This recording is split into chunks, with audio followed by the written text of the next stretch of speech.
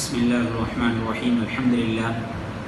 கண்ணியத்துக்குரிய அல்லாஹ்வின் நல்லடியார்களே, இன்றைய தினம் நம்முடைய மரியாதைக்குரிய ஹஸரத் அவர்கள் ஒரு அற்புதமான தலைப்பிலே பெற்றோர்கள் நலனில், பெற்றோர்களை பேணுவதில் பெருமான் நபி ஸல்லல்லாஹு அலைஹி வஸல்லம் அவர்கள் காட்டிய வழிமுறைகளை பற்றி மிக சிறப்பானதொரு தகவல்களை தர இருக்கின்றார்கள். இந்த நல்ல பிரார்த்தனையில் இப்பொழுது ஹஸரத் அவர்களை அன்போடு பேச அழைக்கின்றோம். அஸ்ஸலாமு அலைக்கும் வரஹ்மத்துல்லாஹி. அஸ்ஸலாமு அலைக்கும் வரஹ்மத்துல்லாஹி தஆலா பரகாத்துஹு.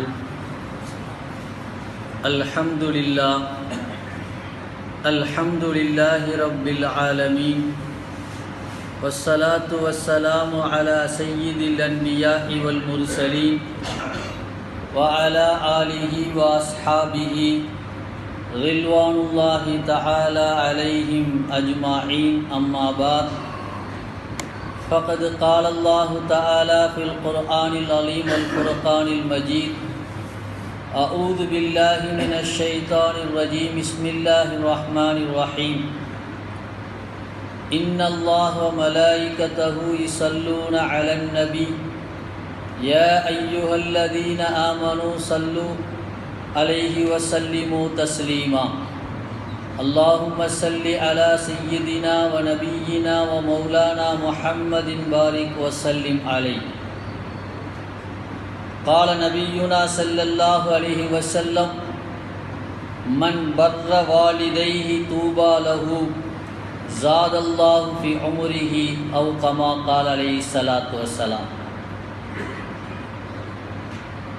எல்லா புகழும் அல்லாஹ் ஒருவனுக்கே, சலாத்தும் சலாமும் எம்பெருமானார் ரசூலுல்லாஹி ஸல்லல்லாஹு அலைஹி வஸல்லம் அவர்கள் மீதும், அன்னவர்களை பின்பற்றி வாழ்ந்த சஹாபாக்கள், தாபிஈன்கள், நாதாக்கள், நல்லவர்கள், இங்கே குழுமிருக்கின்ற நம் அனைவர்கள் மீதும் அல்லாஹுடைய சலாத்தும் சலாமும் உண்டாவதாக. அல்லாஹுவின் நல்லடியார்களே, இன்றைய தலைப்பு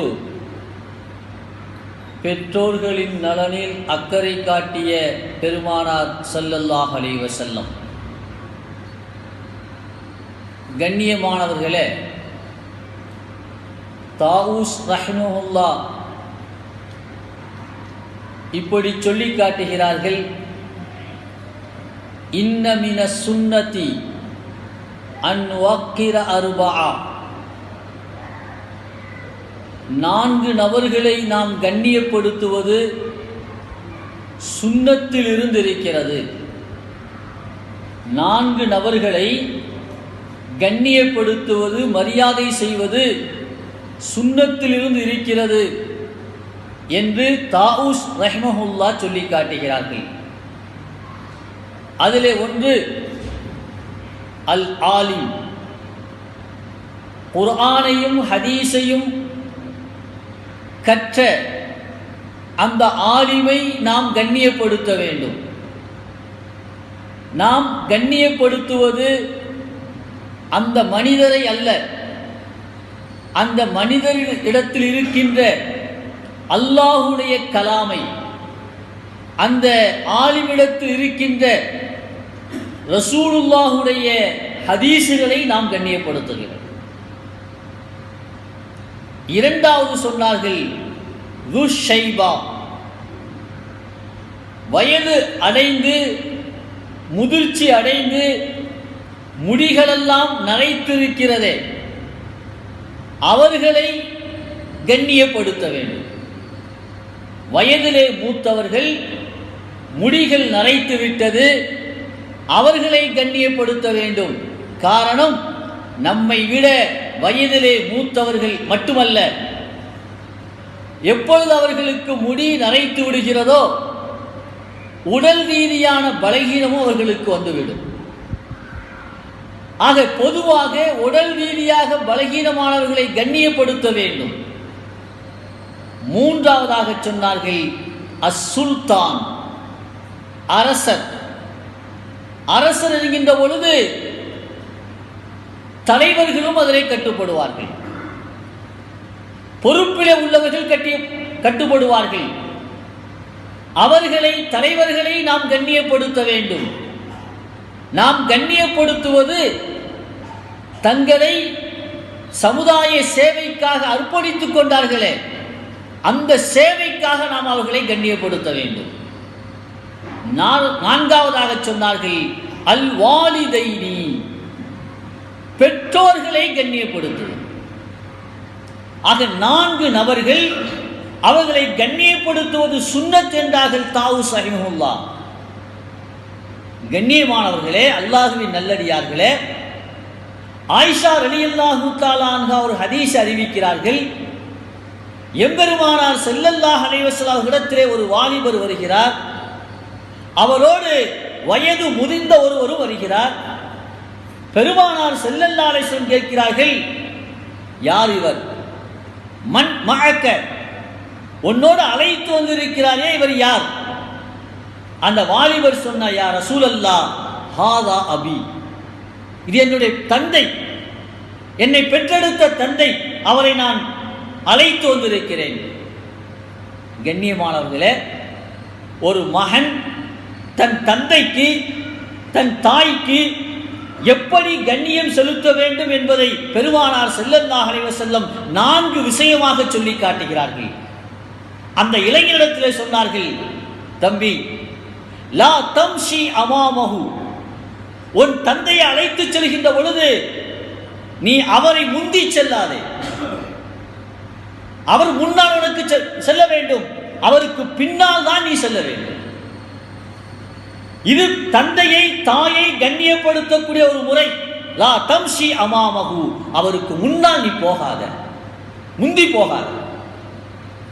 இரண்டாவது சொன்னார்கள், லா தக்உது கபுலஹு, ஒரு இடத்துல நீ உட்கார போகிறாய், உன் தந்தை நின்று கொண்டிருக்கிறார் என்றால் நீ உட்காராத, அவர் உட்கார்ந்ததற்கு பிறகு நீ உட்கார் என்றார்கள் பெருமானார் ஸல்லல்லாஹு அலைஹி வஸல்லம்.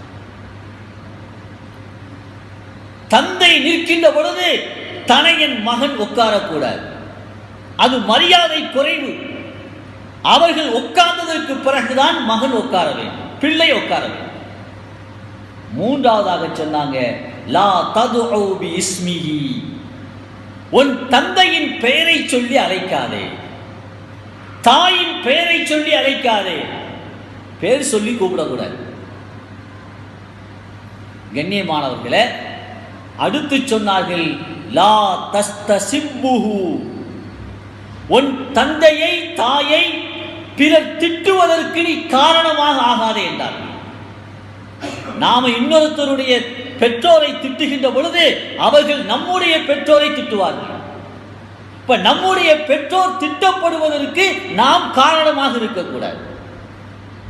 கண்ணியமானவர்களே, பெற்றோரோடு, தந்தையோடு, தாயோடு நடக்க வேண்டிய 4 விஷயங்கள். லா தம்ஷி அமாமஹு, அவர்களுக்கு முன்னால் முந்தி செல்லக்கூடாது, அவர்கள் உட்காருவதற்கு முன்னால் நாம் உட்காரக்கூடாது, அவருடைய பெயர் சொல்லி அழைக்கக்கூடாது, அவர்களை பிறர் திட்டுவதற்கு காரணமாக இருக்கக்கூடாது. ஆனால் இன்னைக்கு நிலைமை என்ன இருக்கு? பொதுவாகவே பிள்ளைகள் என்கின்ற பொழுது நாம் இப்படி நம்மிடத்தில் ஒரு பழக்கம் உண்டு, இல்லை ஜெருத்து, நம்ம ஃப்ரெண்ட்ஷிப்பாக பழகணும், ஃப்ரெண்ட்ஷிப்பாக பழகணும். ஒரு வகைக்கு நல்லது தான், ஆனால் அதற்கு ஒரு எல்லை உண்டு, அதற்கு ஒரு கட்டுப்பாடு உண்டு. அல்லாஹ்வின் நல்லடியார்களே, பெருமானார் ரசூலுல்லாஹி ஸல்லல்லாஹு அலைஹி வஸல்லம் அற்புதமாக சொல்கிறார்கள், ஒரு மனிதன் சொர்க்கத்துக்கு செல்லுவான்.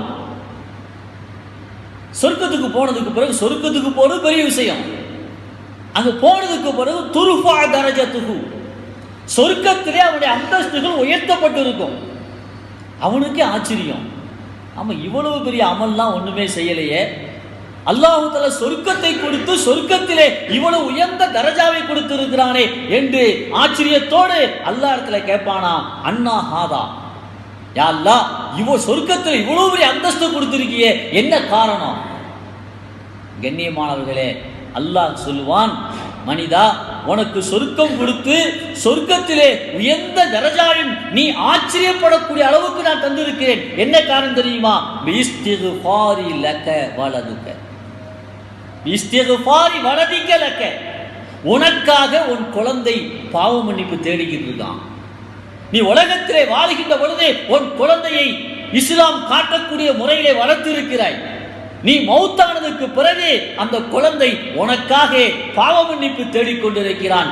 உலகத்தில் இருக்கின்ற அந்த குழந்தை உனக்காக செய்யக்கூடிய துஆவின் காரணமாக சொர்க்கம் கிடைத்திருக்கிறது. சொர்க்கத்தில் அந்தஸ்து உயர்ந்தது அப்படின்னு சொன்னா, நம்ம ஃப்ரெண்ட்ஷிப்பா பழகணும் அப்படின்னு சொன்னா அவன் மனதில் தந்தைங்கிற மரியாதை இருக்காது, ஃப்ரெண்ட்ஷிப்புங்கிற மரியாதை தான் இருக்கும். இருக்கிற வரையும் ஃப்ரெண்ட்ஷிப்பா இருப்பான், பிரிஞ்சதுக்கு பிறகு அந்த நட்புடைய மறந்து போகும். மௌத்துக்கு பிறகும் தொடர வேண்டுமையானால் குழந்தையை குழந்தையாக வளர்க்க வேண்டும். கண்ணியமானவர்களே, பெருமானார் ஸல்லல்லாஹு அலைஹி வஸல்லம் அன்னை ஆயிஷா இடத்தில் ஒரு செய்தியை சொல்கிறார்கள். ஆயிஷாவே, எனக்கு சொர்க்கம் காட்டப்பட்டது. சொர்க்கம் காட்டப்பட்டது. சொர்க்கத்திலே சமயத்து கிராஆ, சொர்க்கத்திலே அழகான தொனியிலே குரலிலே குர்ஆன் ஓதப்படக்கூடிய சப்தம் எனக்கு கேட்டது. சொர்க்கம் காட்டப்பட்டது. சொர்க்கத்திலே யாரோ ஒரு நபர் குர்ஆன் ஓதக்கூடிய சப்தம் கேட்டது. நான் கேட்டேன், மன்ஹாதா, சொர்க்கத்தில் அழகான குரல்ல குர்ஆன் ஓதுறாங்களே அது யார் என்று கேட்டேன்.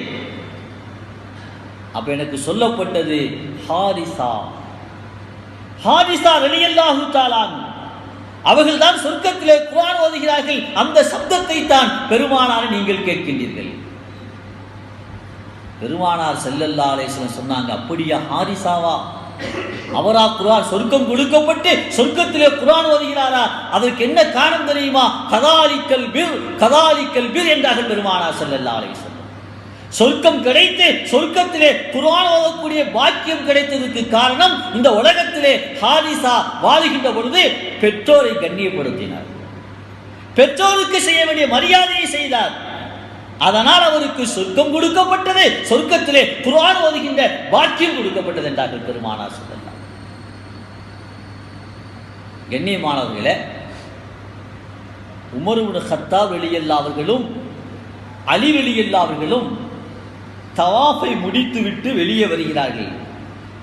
வந்தால் ஒரு இளைஞர் தன் தலையிலே தன் வயது முதிர்ந்த தாயை சுமந்து கொண்டு தவாஃப் செய்ய போகிறார்.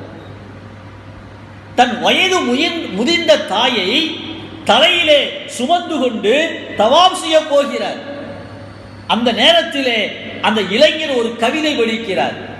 ஆனா மத்தியத்துஹா லா அன்ஃபிர், ஆனா மத்தியத்துஹா லா அன்ஃபிர், இத ரிகாபு ருஇரத் வலா யுதுஅர் வமா ஹமலத்னி வ அர்லஅத்னி அக்பர். தாயை வச்சிருக்கிறார், கூடையில தவாப் செய்ய போறார். அந்த நேரத்தில் ஒரு கவிதை படிக்கிறார். அனவத்தியத்துஹா, நான் என் தாய்க்கு வாகனமாக இருக்கிறேன், தாயை சுமந்து சொல்லக்கூடிய வாகனமாக நான் இருக்கிறேன். பொதுவாக அன்றைய வாகனம் ஒட்டகமோ குதிரையோ அல்லது கழுதையோ அதில் உட்கார்ந்து போனா மேலே யார் உட்கார்ந்துருக்கா அதுக்கு தெரியாது, சாதாரணமாக போகும். திடீரென மிரள ஆரம்பித்து விடும், திடீரென ஓட ஆரம்பித்து விடும். தன் மேலே யார் அமர்ந்திருப்பது என்ற உணர்வதற்கு இருக்காது. அதனால் உட்கார்ந்து செல்லக்கூடியவர்களுக்கு துன்பம் ஏற்படும், கஷ்டம் ஏற்படும். ஆனால் அனமத்தியத்துஹா, நான் என் தாய்க்கு ஒட்டகமாக குதிரையாக வாகனமாக இருக்கிறேன். லா அன்ஃபிர், மற்ற ஒட்டகத்தை போல் நான் விரண்டு ஓட மாட்டேன். என் மேனியில் இருக்கக்கூடிய தாய்க்கு சிரமத்தை கொடுக்க மாட்டேன். இத ரிகாபு ருஇரத், சாதாரண ஒட்டகம் குதிரையா இருந்தா அது சில நேரங்களில் சரியா நடக்காது. அப்ப வாகனத்தில் அமர்ந்திருக்கக்கூடியவங்க சவுக்கால் சாட்டையால் அடிக்க வேண்டியிருக்கும், கம்பால் குத்த வேண்டியிருக்கும், அந்த வாகனத்தை அச்சமூட்ட வேண்டியது வரும். ஆனால் லா உதுஅர், நான் அப்படி நடக்க மாட்டேன். என் தாய் எப்படி கொண்டு செல்ல வேண்டுமோ அப்படி நான் கொண்டு செல்வேன், எனக்கு அச்சமூட்ட வேண்டிய அவசியம் இல்லை என்று சொல்லிவிட்டு அடுத்து சொல்கிறார், வமா ஹமலத்னி வ அர்லஅத்னி அக்பர், நான் என் தாயை சுமந்து கொண்டு தவாஃப் செய்கிறேன், கஅபத்துல்லாவை 7 சுற்று சுற்றுகிறேன். சிரமமாக தெரியலாம், ஆனால் இதைவிட மிகப்பெரிய சிரமம் என்ன தெரியுமா? என் தாய் என்னை தன் வயிற்றிலே 10 மாதம் சுமந்திருந்தாரே, சுமந்து பெற்றதுக்கு பிறகு அவளுடைய இரத்தத்தை எனக்கு பாலாக ஊற்றினாலே, அதை விட இது பெரிய விஷயம் இல்லை, அதுதான் பெரிய விஷயம் என்றார்கள். தமிழ்ல கூட சொல்லுவாங்க, 10 திங்கள் மடி சுமப்பால். ஒரு தாயை பற்றி சொல்லுகின்ற பொழுது ஒரு கவிஞன் இப்படி சொல்லுவான், 10 திங்கள் மடி சுமப்பால், பிள்ளை பெற்றதும் துன்பத்தை மறப்பால், பத்தியம் இருந்து காப்பால், தன் இரத்தத்தை பாலாக்கி தருவாள். 10 திங்கள் சுமப்பால், மடி சுமப்பால், 10 மாசம் வயிற்றிலே குழந்தையை சுமப்பால், பிள்ளை பெற்றதும் துன்பத்தை மறப்பால். குழந்தை பிறந்த உடனே, குழந்தை பிறந்துருச்சுன்னு சந்தோஷத்துல இந்த 10 மாசம் பட்ட கஷ்டமெல்லாம் அந்த தாய்க்கு கஷ்டமா தெரியாது. அதற்கு பிறகு பத்தியம் இருந்து காப்பால். தனக்கு பிடிச்சமான கூல்ட்ரிங்க்ஸ் இருக்கும், குடிக்க மாட்டான். காரணம், குடித்தால் தனக்கு சளி பிடிக்கும், தன் குழந்தைக்கு சளி பிடிக்கும். பிரியமான உணவு சாப்பிட மனது துடிக்கும், ஆனால் சாப்பிட மாட்டாள். காரணம், அது தன் பிள்ளைக்கு, பாலூட்டப்படக்கூடிய பிள்ளைக்கு தொந்தரவு கொடுக்கும். தன் இரத்தத்தை பாலாக்கி தருவார். இப்ப அந்த இளைஞர் தவாப் செய்ய போறார். அலி ரலியல்லாஹு சொன்னாங்க, யா அபா ஹஃப்ஸ், உமரே, நம்மை தவாஃபுக்கு அழைச்சிட்டு போங்க. இப்பதான் தவாஃப் செய்யணும், இப்பொழுது தவாஃப் செய்ய வேண்டும். ஏன் தெரியுமா? இந்த இளைஞர் தன் முடியாத தாயை தலையிலே சுமந்து கொண்டு தவாஃப் செய்ய போகிறார். இந்த நேரத்திலே தன்சிலுர் ரஹ்மா, அல்லாஹ்வுடைய புறத்திலிருந்து விசேஷமான ரஹ்மத் இறங்கிக் கொண்டிருக்கும். ஃபதஅம்முனா, அவரோடு சேர்ந்து நாமளும் தவாஃப் செய்தால் அந்த ரஹ்மத் நமக்கு கிடைக்கும். சொல்றது யாருங்க? சாதாரண சஹாபி அல்ல, அலி ரலியல்லாஹு அன்ஹு, உமர் இப்னு கத்தாப் ரலியல்லாஹு அன்ஹு, 4 கலீஃபாக்களிலே சிறப்பு பெற்றவர்கள், சொர்க்கத்தை கொண்டு சுபச்செய்தி சொல்லப்பட்ட சஹாபாக்கள். அவங்க சொல்றாங்க, இந்த இளைஞர் தாயை சுமந்து கொண்டு தவாஃப் செய்கின்ற காரணத்தினால் அல்லாஹ்வுடைய விசேஷமான ரஹமத்து இறங்கும். அதோட சேர்ந்து நாமளும் தவாஃப் செஞ்சா அந்த ரஹமத்து நமக்கும் கிடைக்கும். கண்ணியமானவர்களே, ஒரு சகோதரர் என்னிடத்தில் வந்தார். தேம்பி தேம்பி அழுகிறார். என்ன என்று கேட்டேன். இல்லை ஹஜ்ரத், என் தாய் என் சகோதரரோடு வசிக்கிறார். கடைசி பிள்ளை. பொதுவாகவே பெற்றோர்களுக்கு இந்த கடைக்குட்டின்னு சொல்லுவாங்க, கடைசி பிள்ளை மேலே தனி பாசம் இருக்கும். அவன் எவ்வளவு சேட்டை செஞ்சாலும் சரி, என்ன செஞ்சாலும் சரி, அந்த கடைசி பிள்ளை மேலே பாசம் இருக்கும் இயற்கையாக. ஆனால் அப்படி பாசம் காட்டக்கூடாது. பாசம் காட்டினால் அத்தனை குழந்தைகளுக்கும் சமமாக காட்ட வேண்டும். ஒன்றை வாங்கி கொடுத்தால் அத்தனை பிள்ளைகளுக்கு சமமாக வாங்கி கொடுக்க வேண்டும். ஒரு கண்ணில் வெண்ணெய், இன்னொரு கண்ணில் சுண்ணாம்பு என்ற பழக்கம் இருக்கக்கூடாது. ஆனால் மனிதனுடைய இயற்கை, பிள்ளைகளே கடைசி பிள்ளை மேலே தனி பாசம் இருக்கும். என் தாய் என் கடைசி தம்பியோடு இருக்கிறாங்க. சரி, என் தம்பிக்கு குடிப்பழக்கம் இருக்கிறது. குடித்துவிட்டு வீட்டுக்குள் சென்றால் என் தாய் வீட்டை விட்டு வெளியே நடுத்தருவுக்கு வந்து விடுகிறார். நான் கேட்டேன், குடிச்சிட்டு வந்ததுக்கு பிறகு அந்த போதையில், அந்த மப்புல தாயை அடிப்பாரா என்று கேட்டேன். இல்லை, அடிக்க மாட்டான். அது தாயை தவறாக பேசுவாரா? இல்லை, பேச மாட்டார். பிறகு எதுக்கு அந்த மகன் குடித்து விட்டு வீட்டுக்குள் வந்ததுக்கு பிறகு தாய் ஏன் வெளியே வர வேண்டும்? அவர் அழுது கொண்டு சொன்னார், என் தாய் அவன் குடித்து விட்டு வீட்டுக்குள் வருகின்ற பொழுது பதறிக்கொண்டு உள்ளே வெளியே வந்து விடுவாள். ஏன் தெரியுமா? அவன் குடித்து விட்டு வீட்டுக்குள்ளே வந்தால் என் தாயிடத்திலே தவறாக நடப்பதற்கு முயற்சி செய்வான். என் தாயிடத்திலே தவறாக நடப்பதற்கு முயற்சி செய்வான். குடித்ததற்கு பிறகு தாய்க்கும் தாரத்துக்கும் வித்தியாசம் தெரியாது, தாரத்துக்கும் பிள்ளைக்கும் வித்தியாசம் தெரியாது. கண்ணியமானவர்களே, அவர் சொன்னார், எவ்வளவோ சொல்லி பார்த்துட்டு அஞ்சிருத்து, ஆனால் திருந்த மாட்டிக்கிறான். கடைசியில் அல்லாஹு தஆலா சில நபர்களுக்கு அவர்கள் செய்கின்ற பாவங்களுக்கு இங்கேயே தண்டனை அல்லாஹ் கொடுத்துருவான். என்ன தண்டனை கொடுத்தா தெரியுங்களா? 2 கிட்னி அவுட்டர், ஒரு நாளைக்கு அரை கிளாஸ் 100 மில்லி தான் தண்ணி குடிக்கணும். கைகாலெலாம் வீங்கிருச்சு. அல்லாஹ் ஹராமாக்கிய தண்ணீரை குடித்த காரணத்தினால் அவனை கடைசி கட்டம் அல்லாஹ் ஹலாலாக்கிய தண்ணீரை கூட அளந்து குடிக்க வேண்டிய நிலைமை. அதெல்லாம் என்ன காரணம்? தாயுடைய பத்துவா. அந்த தாய் அடிச்சிட்டா கூட தான் பிள்ளையை மன்னிச்சிரும், ஏசிட்டா கூட தான் பெற்ற பிள்ளை மன்னித்து விடும். ஆனால் தான் பெற்ற பிள்ளையை தன்னிடத்திலே தவறாக நடக்க முயற்சிக்கின்ற பொழுது எந்த தாயுடைய மனம் ஏற்றுக்கொள்ளும்? எவ்வளவு பதறி இருக்கும். அந்த பத்துவா கடைசி நேரத்திலே அவனை வாட்டி வாழ வேண்டிய வயதிலேயே அவன் மௌத்தாகிவிடும்.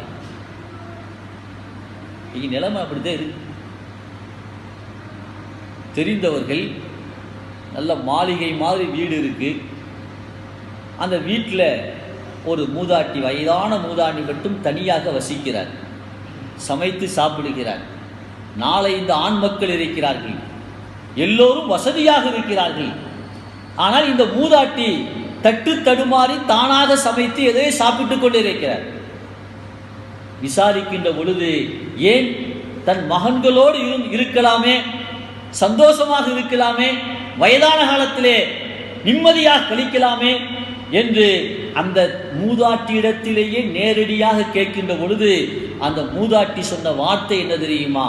நான் அப்படித்தான் இருந்தேன், என் பிள்ளைகள் பெங்களூரிலே வசதியாக இருக்கிறார்கள், ஒரு மகனுடைய வீட்டிலே தங்கியிருந்தேன், அபார்ட்மெண்டிலே தங்கியிருந்தேன். ஒரு நாள் பக்கத்து வீட்டுக்கார பெண் எங்கள் வீட்டுக்கு வந்தான். புதுசாக அங்கே வந்திருக்கவும் என் மகன்கிட்ட கேட்டாங்க, இது யார்? இது யார்? என் மகன், நான் கிராமத்திலே வாழ்ந்து பழக்கப்பட்டவள், கிராமத்து நடைமுறையில் இருக்கக்கூடியவள், அவனோ சிட்டியில வசிக்கிறான், நாகரீகமாக வசிக்கிறான். பக்கத்து வீட்டுக்காரர்கள் இது யார் புதிதாக இருக்கிறது கேட்கின்ற பொழுது என் மகன் என் தாய் என்று சொல்வதற்கு மனமில்லாமல் என் வீட்டுக்கு வேலைக்காரியாக அழைத்து வந்திருக்கிறேன் என்று சொல். பெற்ற தாய நாகரிகம்ங்கிற பேரில் அடுத்தவர்களுக்கு முன்னால் தன் தாய் கிராமத்து பாணியில இருக்கிறாள், அறிமுகப்படுத்த கூடாது என்பதற்காக என்ன வார்த்தை பயன்படுத்துகிறான்? வீட்டு வேலைக்காரி. நான் அன்றிலிருந்து முடிவெடுத்து விட்டேன், எந்த மகனுடைய வீட்டிலும் தங்குவதில்லை, கடைசி வரை நானே சமைத்து நானே சாப்பிட வேண்டும், யாருக்கும் பாரமாக இருக்கக்கூடாது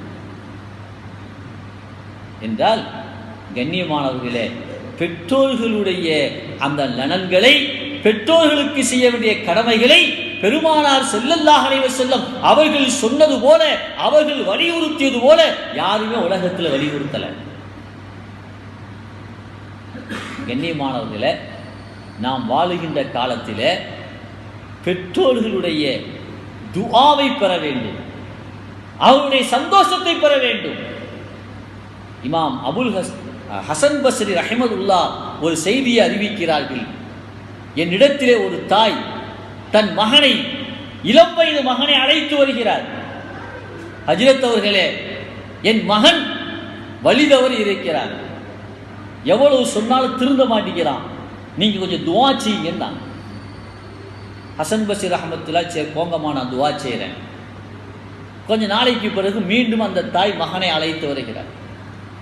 ஹஜ்ரத் அவர்களே, நான் உங்கள்கிட்ட துவா செய்ய சொன்னேன், நீங்களும் துவா செஞ்சீங்க, ஆனால் என் மகன் திருந்துகிற மாதிரி தெரியவில்லை, என் மகனுடைய வாழ்க்கையிலே எந்த விதமான மாற்றம் ஏற்படவில்லை. அப்போ சொன்னாங்க ஹசன் பஸ்ரி ரஹ்மத்துல்லாஹி அலைஹி, அம்மா நீங்கள் சொன்னதிலிருந்து நான் துவா செஞ்சுக்கிட்டு இருக்கேன், இனிமேல் நான் துவா செய்கிற மாதிரி இல்லை, உங்கள் பையனை அழைச்சிட்டு போங்கன்னு கோபத்தில் சொல்லிடுறான். கோபத்தில் அனுப்பி வைத்து விடுகிறார்கள்.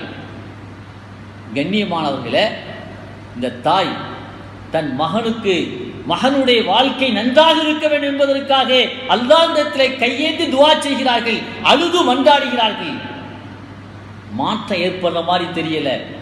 கடைசியிலே அந்த மகன் நோய்வாய்ப்பட்டு சக்கராத்து நிலைமைக்கு வர்றான். வரும்போது தன் தாயிட்ட சொல்றான், ஹசன் பஷீர் ரஹ்மத்துல்லாஹி அலைஹி அவங்கள்ட்ட போய் எனக்கு துவா செய்ய சொல்லுங்க, நான் இப்படியே வாழ்க்கையை கழிச்சிட்டேன், கடைசி நேரம் எனக்காக ஹசன் பஷீர் ரஹ்மத்துல்லாஹ்ட்ட போய் துவா செய்ய சொல்லுங்க. அந்த அம்மா வந்து சொல்றான், இந்த மாதிரி நிலைமை, சக்கராத்து நிலைமை, கடைசி நேரம், நீங்கள் துவா செய்யுங்கள். இப்பொழுதும் ஹசன் பஷீர் ரஹ்மத்துல்லாஹி அலைஹி கோபத்திலே அனுப்பிச்சுடுறான். கடைசியில் அந்த இளைஞன் மௌத்தாகக்கூடிய நேரத்தில் தன் தாயிடத்தில் 3 விதமான வசியத்தை செய்கிறார். அம்மா, நான் மௌத்தா போனதுக்கு பிறகு என்னை நீங்கள் குளிப்பாட்டி கஃனிடுகின்ற பொழுது உங்களுடைய துணியால், நீங்கள் அணிந்த அந்த சேலையால், துப்பட்டாவால் எனக்கு நீங்கள் கஃனிடணும். இரண்டாவது, என்னுடைய ஜனாசா தொழுகையை இமாம் ஹசன் பஷீர் ரஹ்மத்துல்லாஹி அவர்கள் தொழ வைக்க வேண்டும். மூன்றாவது, என்னை பொது கபுரிஸ்தானிலே அடக்கம் செய்யாதீர்கள், என்னை தனியா ஒரு இடத்துல அடக்கம் செய்யுங்கள். வசிய செஞ்சிட்டார். ரூஹும் பிரிந்து விடுகிறது. ஹசன் பஷீர் ரஹ்மத்துல்லாஹி அலைஹி செய்தி சொல்லி அனுப்பப்படுகிறது, அந்த இளைஞன் மௌத்தாகிவிட்டார், தயவு செய்து நீங்கள் வந்து தொழு வைக்கணும். அப்பயும் கோபத்தில் சொன்னாங்க, இல்லை நான் தொழு வைக்க மாட்டேன். அங்கே அந்த இளைஞனை குளிப்பாட்டி தாயுடைய முந்தானையிலே தஃனிட்டு தொழுகைக்கு ஏற்பாடு நடக்கின்ற பொழுது இமாம் ஹசன் பஷீர் ரஹ்மத்துல்லாஹி வேகமாக அந்த இடத்துக்கு வருகிறார். அந்த தாய் கேட்டாங்க, இமாம் ஹசன் பஷீர் அவர்களே, அவன் சக்கராத்து நிலைமையில் இருக்கின்ற பொழுது உங்களை பார்க்கணும், உங்களுடைய துவாவை பெற வேண்டும் என்ற ஆசையோடு இருந்தான். ஆனால் இங்கே வர மறுத்துட்டீங்க, கோபத்தில் தொழ வைக்க வேண்டும் என்று ஆசைப்பட்டான். முதலிலே அழைத்தோம், நீங்கள் வரவில்லை, இப்போ திடீர்னு வந்திருக்கீங்களே, ஏன்? அப்போ ஹசன் பஷீர் ரஹ்மத்துல்லாஹி அலைஹி சொன்னார்கள், நான் உங்களை அனுப்பிவிட்டு அயர்ந்து தூங்கிவிட்டேன். எனக்கு கனவிலே சொல்லப்பட்டது ஹசன் பஷீரியே, நீங்கள் சென்று அந்த இளைஞனுடைய ஜனாசாவை தொழ வையுங்கள். காரணம், அவன் தவறு செய்திருக்கலாம், ஆனால் அவனுக்காக அவனை பெற்றெடுத்த தாய் கடைசி வரை நிராசையாகாமல் என் அல்லாஹ்விடத்திலே துவா செய்து அழுது கொண்டிருந்தால் அல்லாஹ் தாயின் துவாவை ஏற்றுக்கொண்டான். அந்த இளைஞனின் பாவங்களை அல்லாஹ் மன்னித்து விட்டான். அப்பதான் ஹசன் பஷீர் ரஹ்மத்துல்லாஹி அலைஹி கேட்டாங்க, சரி, உங்களுடைய ஆடையிலே கஃன் செய்ய சொன்னார், ரைட்டு, தாய் துவா செஞ்சாங்க, அந்த பரக்கத்தில் அல்லாஹு தஆலா வேதனையை குறைக்கலாம். என்னைய தொழு வைக்க சொன்னார், நான் இங்கே இந்த ஊரில் பெரிய மனிதர், ஏன் பொது கபூஸ்தான் அடக்கக்கூடாது, தனியாக ஒரு இடத்துல அடக்குன்னு ஏன் சொன்னாங்க பையன்? காரணம் வேணுங்களா இல்லையா? அப்போ அந்த அம்மா சொன்னாங்க, என் மகன் பொது கபூஸ்தான் அடக்காதீங்க, தனியாக ஒரு இடத்துல அடக்குங்கன்னு சொன்னான். அதுக்கு என்ன காரணம் தெரியுமா? நான் ஒரு பாவி, கடைசி வரை தாயின் பேச்சை கேட்கல, ஹசன் பஷீர் ரஹ்மத்துல்லாஹி பேச்சை கேட்கல. நான் எங்க அடக்கம் செய்யப்படுகின்றேனோ கண்டிப்பாக என்னை அல்லாஹ் தஆலா வேதனை செய்வான். அப்படி வேதனை செய்கிற போது என் பக்கத்திலே மற்ற கபர்கள் அடக்கப்பட்டிருந்தால் என்னின் காரணமாக மற்ற கபர்களுக்கும் வேதனை வந்துவிடும். எனக்கு செய்யப்படக்கூடிய வேதனையின் காரணமாக பக்கத்தில் அடக்கம் செய்யப்பட்டிருக்கக்கூடிய மற்ற கபராளிகளுக்கும் வேதனை வந்து விடுமோ என்று பயந்து தனியா அடக்கம் செய்யும். கண்ணியமானவர்களே, எதற்கு சொல்லி காட்டுகிறேன் என்று சொன்னால், நம் பிள்ளைகள் 2 தரப்பையும் கவனிக்கணும். பிள்ளை பெற்றோர்களை கண்ணியப்படுத்தணும். 4 விஷயம் சொன்னாங்க பெருமானார் ஸல்லல்லாஹு அலைஹி வஸல்லம். அவர்களை முந்தி செல்லக்கூடாது, அவர்கள் நின்று கொண்டிருக்க நாம் உட்காரக்கூடாது, அவர்கள் பேரை சொல்லி அழைக்கக்கூடாது, அவர்களை பிறர் திட்டுவதற்கு காரணமாக இருக்கக்கூடாது. இது பிள்ளைகள் செய்ய வேண்டிய கடமை. அதே பெற்றோர்கள் பிள்ளைக்காக துஆ செய்யணும். பெற்றோர்களுடைய துஆ கண்டிப்பாக பிள்ளையை ஒரு கட்டத்திலே காப்பாற்றும் என்பதைத்தான் இந்த நிகழ்வு நமக்கு படிப்பினையாக தருகிறது. கண்ணியமானவர்களே, பெருமானார் ஸல்லல்லாஹு அலைஹி வஸல்லம் ஒரு போருக்காக சஹாபாக்களை தயார் செய்து கொண்டிருக்கிறார்கள். ஒரு சஹாபி வர்றாங்க, யா ரசூலல்லாஹ், நானும் போருக்கு வர்றேன். பெருமானார் கேட்ட வார்த்தை, அஹய்யத்துன் உம்முக்க, உன் தாய் ஹயாத்தாக இருக்கிறார்களா? யா ரசூலல்லாஹ், ஹயாத்தா இருக்கிறாங்க. ஹயாத்தாக இருந்தால் ஒரு தாய்க்கு போய் பணிவிடை செய்கிறாங்க. அந்த சஹாபி கொஞ்ச நேரம் அப்படி போயிட்டு இன்னொரு பக்கமா சுத்தி வந்து கேட்கிறார். வேற ஆள் கேட்கிற மாதிரி, யா ரசூலல்லாஹ், நான் என்னைய போருக்கு அனுப்புங்க. பெருமானார் இப்பவும் கேட்டாங்க, ஹய்யத்துன் உம்முக்க, உன் தாய் ஹயாத்தா இருக்கிறாங்களா? ஆமா யா ரசூலல்லாஹ். அப்படி என்றால் நீ தாய்க்கு போய் பணிவிடை செய்தால். இப்படியே 2-3 வரை சுத்தி சுத்தி வருகிறார். கடைசியில் பெருமானார் ஸல்லல்லாஹு அலைஹி சொன்னாங்க, சொல்லி பார்த்துட்டாங்க.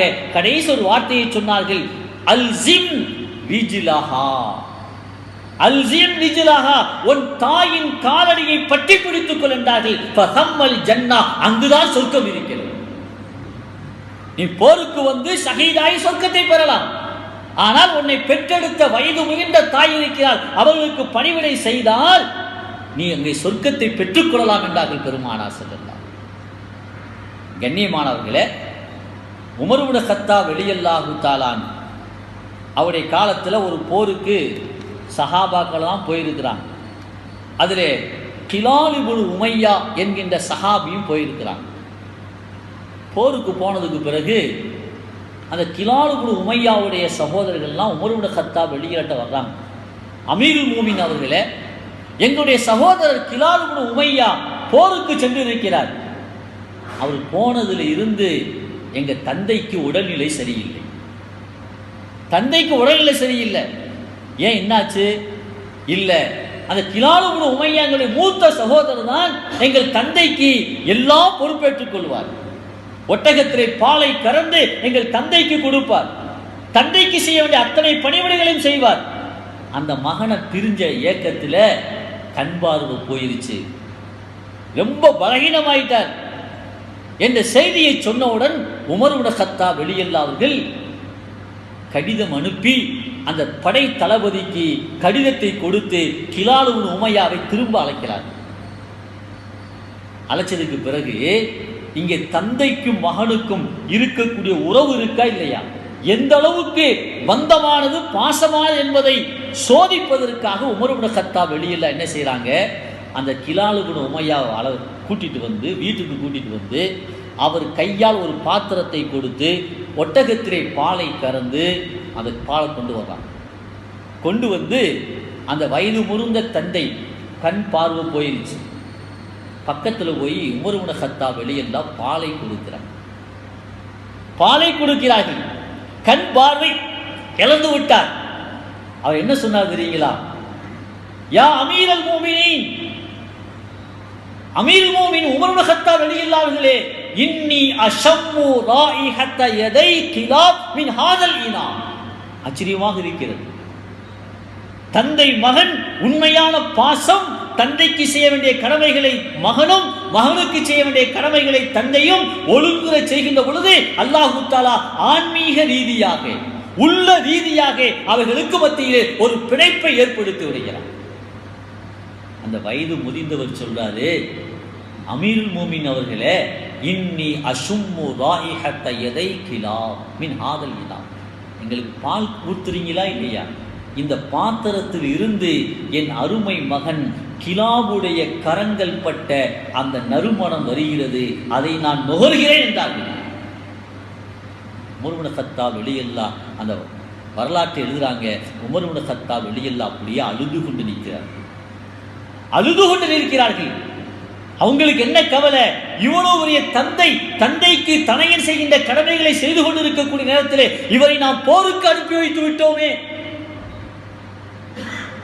என்று கவலைப்பட்டு சொன்னாங்க, பெரியவரே, ஹாதா கிலாவுன் இந்தக ஹாதிருன், இதோ உங்கள் அருமை மகன் கிலா பக்கத்துலாம் இருக்கிறார், அப்படின்னு சொன்ன மாத்திரத்துல அந்த வயது முதல் எழுந்திருத்து மகனை கட்டி அணைத்து முத்தமிடுகிறார். இந்த காட்சியை அழுது கொண்டே பார்த்த உமர் இப்னு கத்தாப் வெளியெல்லாம் சொன்னாங்க, தோழரே, நீங்கள் நீ போருக்கு செல்ல வேண்டாம், வீட்டிலே இருந்து தந்தைக்கு செய்ய வேண்டிய பணிவிடைகளை செய்யுங்கள். கஅன்னக துஜாஹிது ஃபீ சபீலில்லாஹ், உங்கள் தந்தைக்கு செய்ய வேண்டிய கடமைகளை செய்து கொண்டிருங்கள். நீங்கள் யார் போடு தெரியுமா? போர்க்களத்திலே சென்று ஜிஹாது செஞ்ச முஜாஹிதை போன்ற உங்களுக்கும் கனிமத்திலே பங்கு கொடுப்பேன் என்றார்கள் உமர் இப்னு கத்தாப். தந்தைக்கும் மகனுக்கும் உள்ள பாசத்தை பார்க்கணும். ஆனால் இன்னைக்கு என்னங்க நிலைமை இருக்கு? நாம குழந்தையாக இருக்கின்ற பொழுது பலகீனமாக இருந்தோம். நம்மால் சம்பாதிக்க முடியாது, நம்மால் சுயமாக நிற்க முடியாது. தந்தையை அண்டி இருந்தோம், உரிமையோடு தந்தையிடத்திலே அனைத்தையும் பெற்று வாழ்ந்தோம்.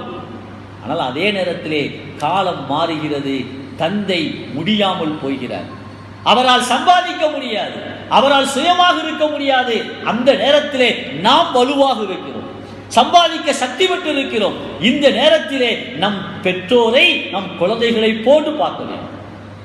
சில நினைச்சுக்கிறாங்க, வயசுக்கு வயசாயிடுச்சு, பாரமா, வீட்டுக்கு பாரம். ஏன்னா இன்னைக்கு நல்ல நிலைமை, நம்ம சமுதாயத்திலேயே எவ்வளவு பெரிய மாற்றம் ஏற்பட்டிருக்கிறது என்பதற்கு ஒரு உதாரணத்தை சொல்கிறேன். ரமலானில் ஒரு பள்ளியிலே நான் பயான் செய்து கொண்டிருக்கின்ற பொழுது ஒரு வயது முதிர்ந்தவர் வருகிறார். இமாமிடத்தில் 1000 ரூபாய் கடன் கேட்கிறார். இமாம் கேட்டாங்க, எதுக்குங்க உங்களுக்கு கடன்? மகன் இருக்கிறாரு, மகன் வீட்டில் இருக்கீங்க நீங்கள்.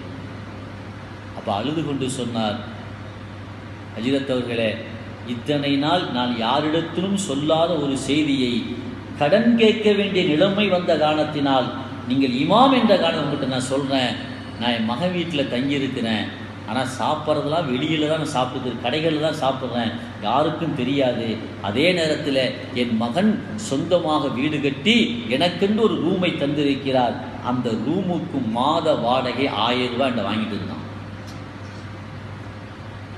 இந்த மாதம் என்னால் கொடுக்க முடியவில்லை. மகன் சொல்லிவிட்டான், 1000 ரூபாய் வாடகையை கொடு, இல்லை ரூமை காலி கொண்டுட்டான். அதற்காக உங்களிடத்தில் நான் கடன் வாங்க வந்திருக்கிறேன்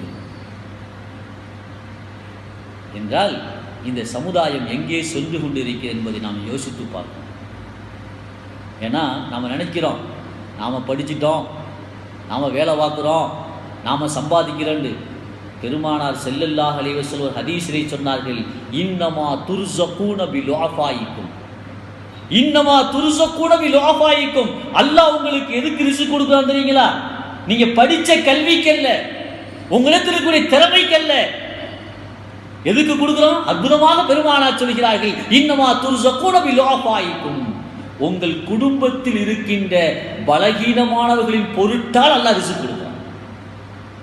உங்க குடும்பத்தில் பெற்றோர்கள் பலகீனமாக இருக்கிறாங்கன்னு சொன்னா உங்களுக்கு 1000 ரூபாய் அல்லாஹ் சம்பளம் கொடுக்குறான், சம்பாத்தியம் கொடுக்குறான், 1 லட்ச ரூபா கொடுக்குறான், 2 லட்ச ரூபா கொடுக்குறான்னு சொன்னா உங்க பெற்றோர்கள் இருக்கின்ற காரணத்தினால் அந்த 1 லட்ச ரூபா கொடுக்குறான்.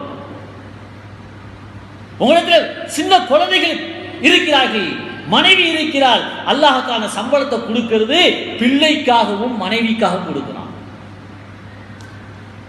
இதே நேரத்தில் பெற்றோர்கள் இறந்துட்டாங்க, நீங்க சரியா கடமைகளை செய்யல என்றால் ஆட்டோமேட்டிக்கா அந்த சம்பளம் குறைஞ்சு போயிடும், சம்பாத்திய வருமானம் குறைஞ்சு போயிடும், அல்லது அந்த சம்பளம் கிடைக்கும் அந்த சம்பளத்துல பரக்கத் இருக்காது, கடன் வாங்கக்கூடிய நிலைமை அல்லாஹ் ஏற்படுத்திடும். ஆக நாம ரிஸ்க் கொடுக்க போறது யாரை வச்சுங்க? நம்ம குடும்பத்துல யார் பலகீனமா இருக்கிறாங்களோ, அது பெற்றோரா இருக்கலாம், பிள்ளையாக இருக்கலாம், மனைவியாக இருக்கலாம், அல்லது குடும்பத்தில் இப்படி யாராவது முடியாதவங்களாக இருக்கலாம்.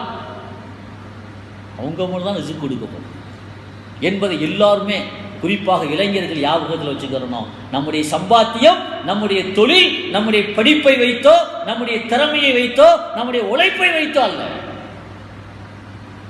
அந்த நன்றி உணர்வோடு பெற்றோர்களுக்கு செய்ய வேண்டிய கடமைகளை செய்ய வேண்டும்.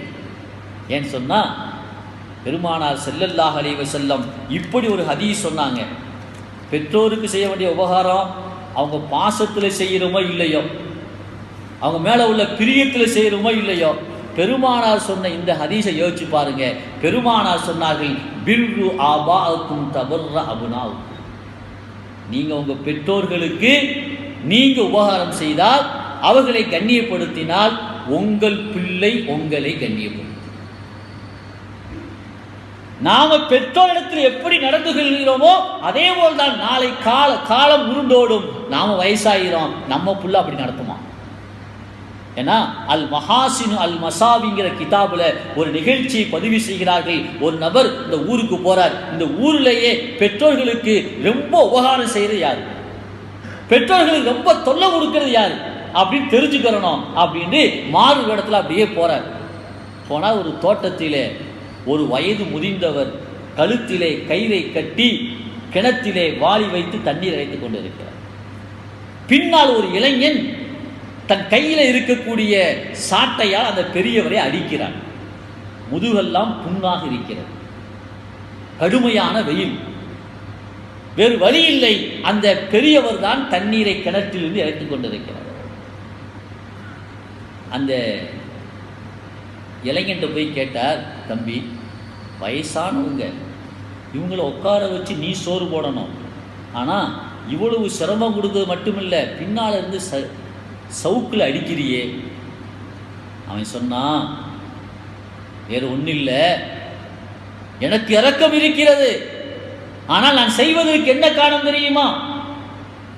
என் தந்தை என் போன்று இளைஞராக இருக்கும் போது அவருடைய தந்தை இப்படித்தான் சிரமப்படுத்தினார்.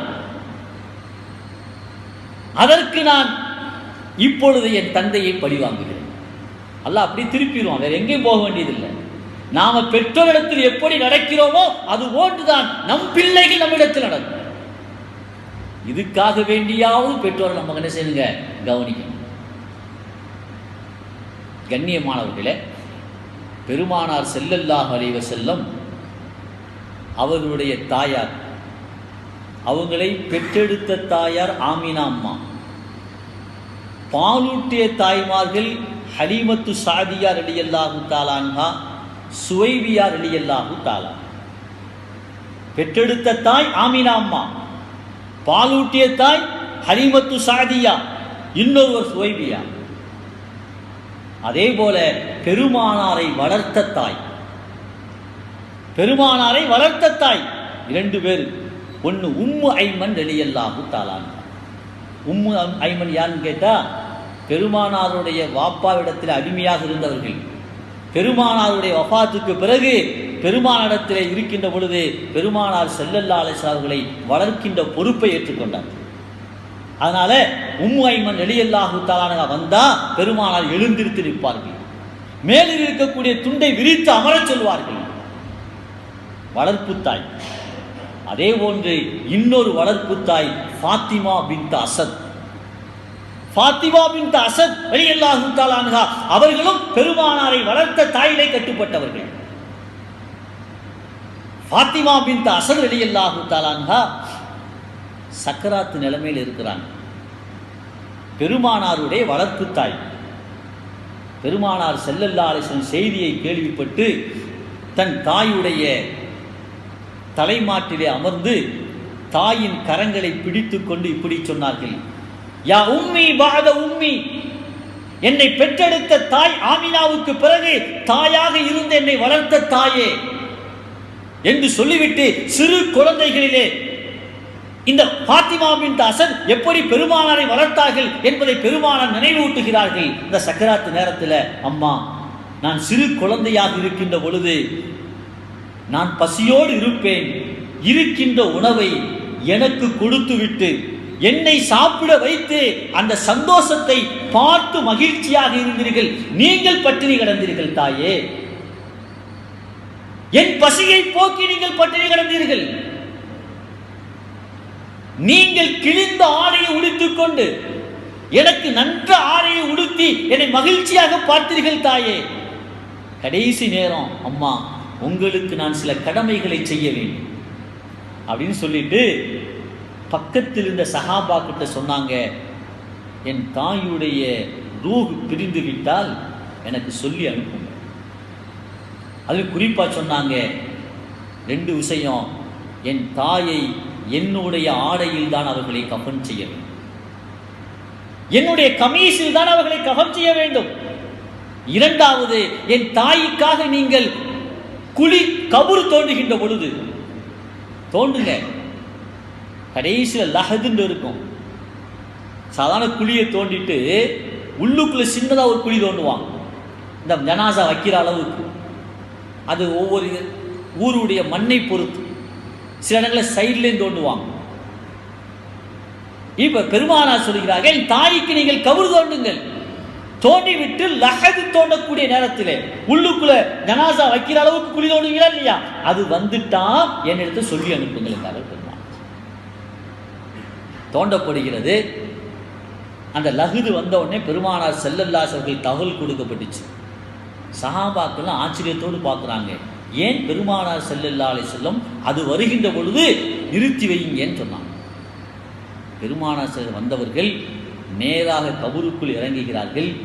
எந்த இடத்திலே தன்னை வளர்த்த தாய் ஃபாத்திமா பின்த் அஸதை அடக்கம் செய்யப்பட போகிறதோ, வைக்கப்பட போகிறதோ, அந்த லகுத பெருமானார் ஸல்லல்லாஹு அலைஹி வஸல்லம் தங்களுடைய முபாரக்கான கரங்களால் அவர்களே அதை தோன்றாங்க. மற்ற சஹாபியை தோண்ட விடலை, பெருமானாரை தோன்றுகிறார்கள். சஹாபாக்கள் ஆச்சரியத்தோடு பார்க்கிறாங்க. முடித்ததுக்கு பிறகு சஹாபாக்கள் கை கொடுக்குறாங்க, மேலே வாங்க. பெருமானார் ஸல்லல்லாஹு அலைஹி வஸல்லம் இந்த லகுதை தம்முடைய பொற்கரங்களால் தோண்டியதுக்கு பிறகு அந்த லகுதுக்குள்ளே பெருமானார் ஸல்லல்லாஹு அலைஹி வஸல்லம் சற்று நேரம் படுக்கிறார்கள்.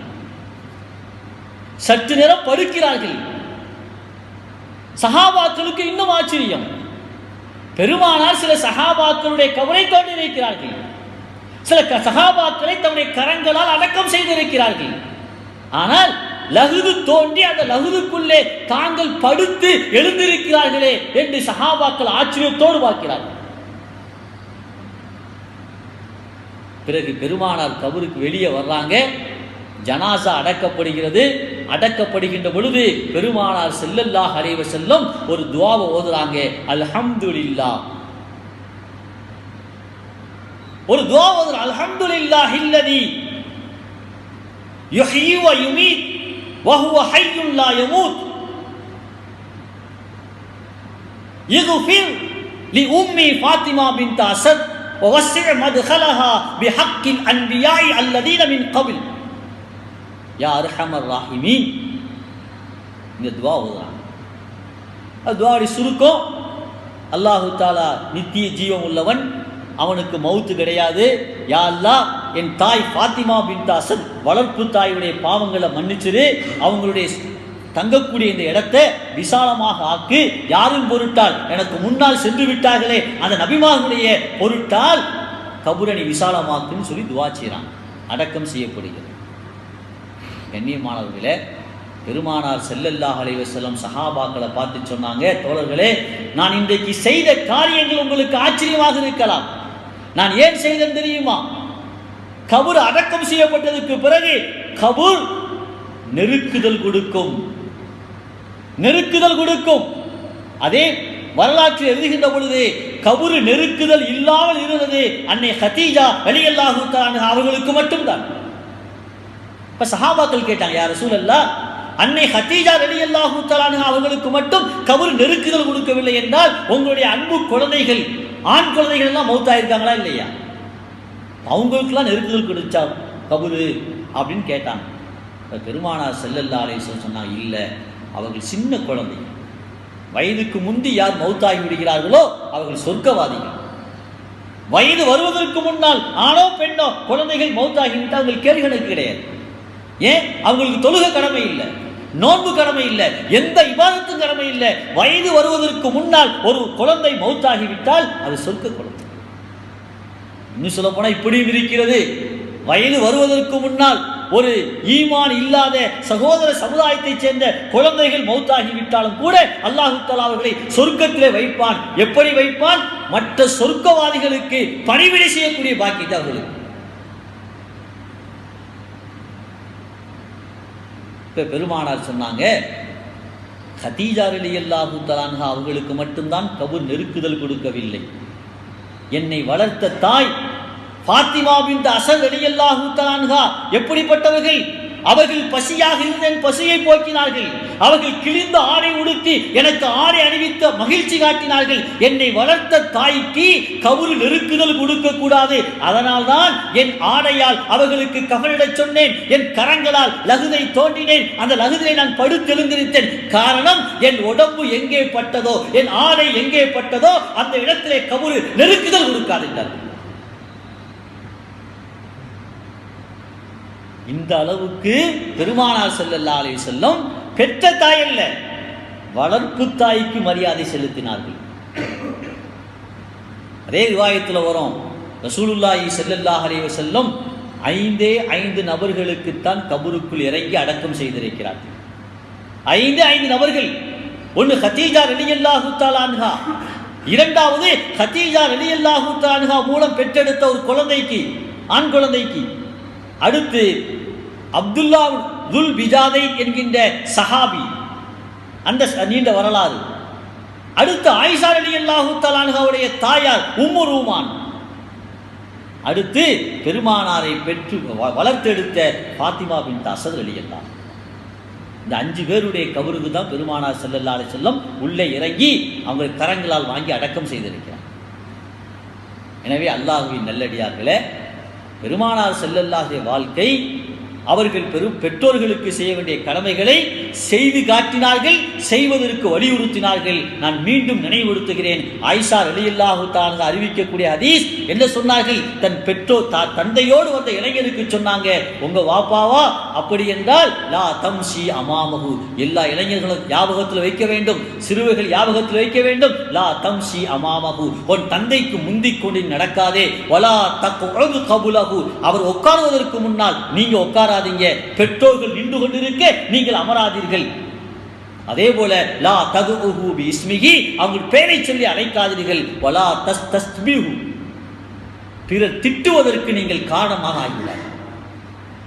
எனவே அல்லாஹ்வின் நல்லடியார்களே, அப்படிப்பட்ட நன்மக்களாக பெற்றோர்களுக்கு பெருமானார் ஸல்லல்லாஹு அலைஹி வஸல்லம் எந்த கண்ணியத்தை செய்ய சொன்னார்களோ, எந்த கடமைகளை செய்ய சொன்னார்களோ அதை முழுமையாக நிறைவேற்றுகின்ற நல்ல மக்களாக அல்லாஹு தஆலா உங்களையும் என்னையும் ஆக்கி அல்வானாக. பெற்றோர்களுடைய துஆவை பெற்று நாளை சொர்க்கத்திலே எப்படி ஹாரிஸா ரலியல்லாஹு தஆலா அவர்கள் சொர்க்கம் கிடைத்து அதிலே குர்ஆன் ஓதக்கூடிய பாக்கியத்தை பெற்றார்கள். எதன் காரணமாக?